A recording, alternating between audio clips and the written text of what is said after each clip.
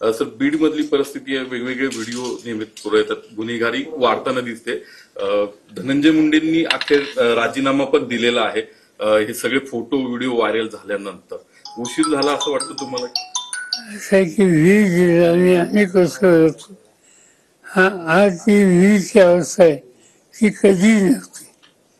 वीज शांत सौम्याने सगळ्या घटकांना घेऊन जाणारा असा जिल्हा, असा माझा अनेक वर्षाचा अनुभव आहे. मी स्वतः त्या भागात जेव्हा लक्ष देत होतो तिथं मी उभे केलेले 6 सदस्य आमदार म्हणून तिथे निवडून आहे.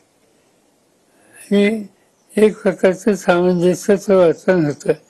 दुर्दैवाने काही लोकांनी सत्तेचा गैरवापर करायची भूमिका घेतली आणि त्याचे दुष्परिणाम गेले काही महिने आज वीजमध्ये आपल्याला दिसत आहेत.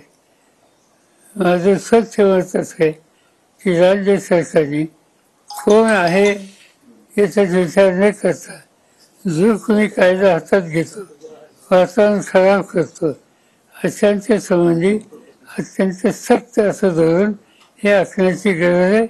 आणि वीजला पूर्वीचे वैभवाचे दिवस आहेत ते कशी येतील याची काळजी घ्यावी. अंजली दमानींनी फोटो ट्विट केलाय, जे निलंबित पोलीस आहेत त्यांच्यासोबत तिथले न्यायाधीश होळी खेळताना पाहायला मिळतात. तर कसं बघता या सगळ्याकडे महाराष्ट्र? मी काही बघत नाही, मला काही माहिती. सर,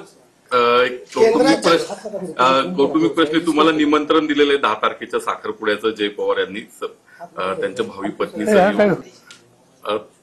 कुटुंब एकत्र येणार हा काही प्रश्न नाही. काय केंद्राच्या वतीनं शेतकऱ्यांसाठी योजना जाहीर केल्या जातात, प्रत्यक्षात शेतकऱ्यांपर्यंत ते पोहोचत नाहीत. याला कोण जबाबदार आहे? राज्य सरकार जबाबदार आहे का केंद्र सरकार जबाबदार आहे? कोणती योजना, कोणत्या योजनेबद्दल तुम्ही बोलता? असं जनरल वेग स्टेटमेंट करणं योग्य नाही.